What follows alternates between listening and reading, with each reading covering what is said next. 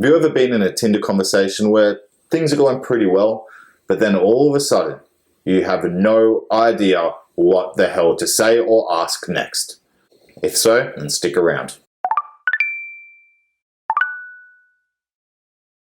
G'day guys, and welcome back to Dude Hack. My name is Steve, and if this is your first time here, welcome. And basically, Dude Hack is your online dating or Tinder personal coach aiming to get you more matches without all the manipulative tricks.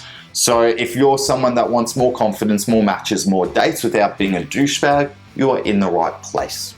If this is your first time here, or even your second, third, fourth, whatever, it would be awesome if you would go ahead and subscribe. It does let YouTube know that you like this stuff and it can keep the channel going.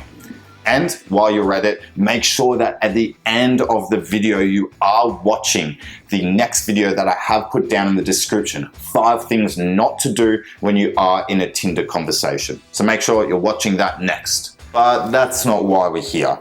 So let's just say you're talking to a woman, everything's going very well. But then all of a sudden you hit that proverbial wall. You're stumped, you're stuck, and you have no idea what the fuck to say next. Look, if it makes you feel any better, we have all been there. Especially if you're a little bit of an overthinker like me, it's probably something that affects you quite regularly. There's been times in the past, not even just on Tinder, where I'm struggling so much of what to say and my social anxiety is flaring up that really all I'm doing is I'm looking for an escape. But now I can keep a conversation flowing with just about anybody for however long about anything. So enough dilly-dallying. In a second, I'm going to tell you exactly what it is that you can do to make sure that your conversations are flowing. But first, let me preface this by saying that if you are someone who's searching for the secret trick on how to be super smooth and witty and keep that conversation hot, this probably isn't the right video for you. This is basically a very simple lesson for when you're in those times where you literally are so stuck that you just don't know what to say next. So nearly anyone that's been in sales or consulting would probably know this little hack. And basically that's because it's a great hack for you to help build rapport instantly. So what is this little hack? Well, let me let you in on a little secret. People love to talk about themselves. So much so that generally speaking, you can get any single one of your matches to open up simply by asking them the right questions about themselves. So without any further ado, let me introduce to you Ffrom. That's F-O-R-M. So Ffrom is an acronym that was created to help you shift your conversation from quiet and awkward to engaged and smooth and easy. Each letter represents an easy, simple topic for you to talk about, just so you can keep it at the back of your mind to help conversations flow easier. Look, definitely, our goal is to have these flowing, natural conversations. But at time to time, you get stuck. It happens. So it's good to know that you have this at the back of your mind to pull out when you are really stumped. So Ffrom stands for F, from or family, O, occupation, R, recreation, and M, motivation.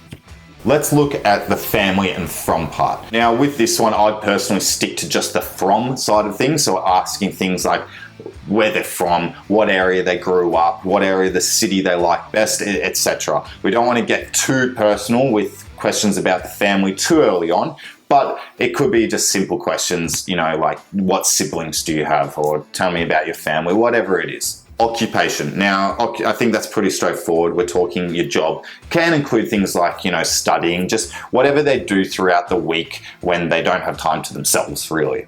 So what do you do for work? What do you do with yourself throughout the week? Do you like what you do? Can you see yourself doing something else? What do you want to build a career in? What did you want to be when you were little?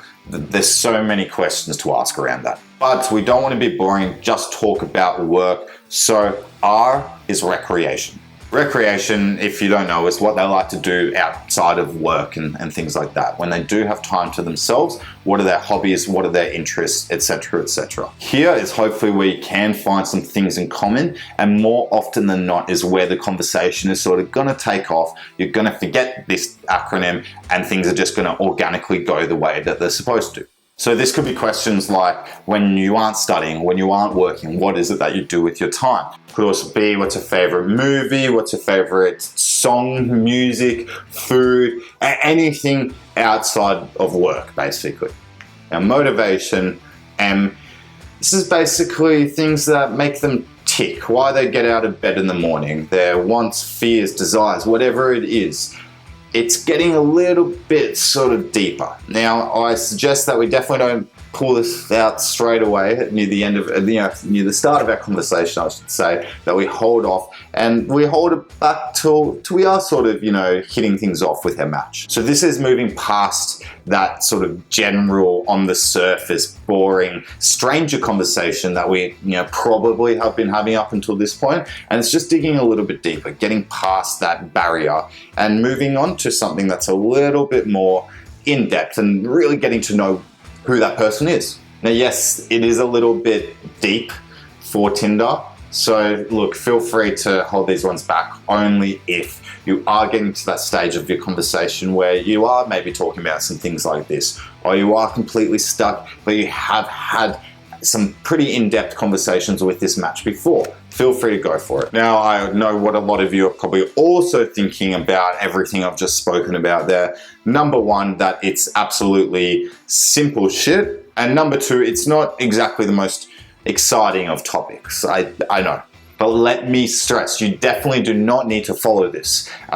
You don't need to follow anything I do for that matter. It's just there for reference. For those times that you get stuck, you've got a safety net in this Ffrom acronym. Now remember, we definitely want this conversation to be natural and engaging. So definitely don't just make it an interrogation, question after question. Share your viewpoint as well. So guys, just to summarize that very quickly, remember, you have the Ffrom acronym to help you in those times that you get stuck. F-O-R-M. F is for from, where they're from, etc., or their family. O is for occupation, what they do for work, what they do for study, what they do during the week. R is recreation, what they do besides work, anything outside of work or study, and what they do for fun. And M, motivation, what makes them tick.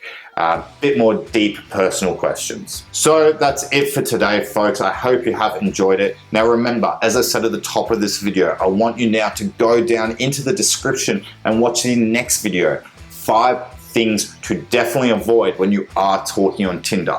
Once you've done that, or even before, you can do it before, that's fine. Go down and press that subscribe button. It lets YouTube know that you do enjoy this content and I can sustain this channel.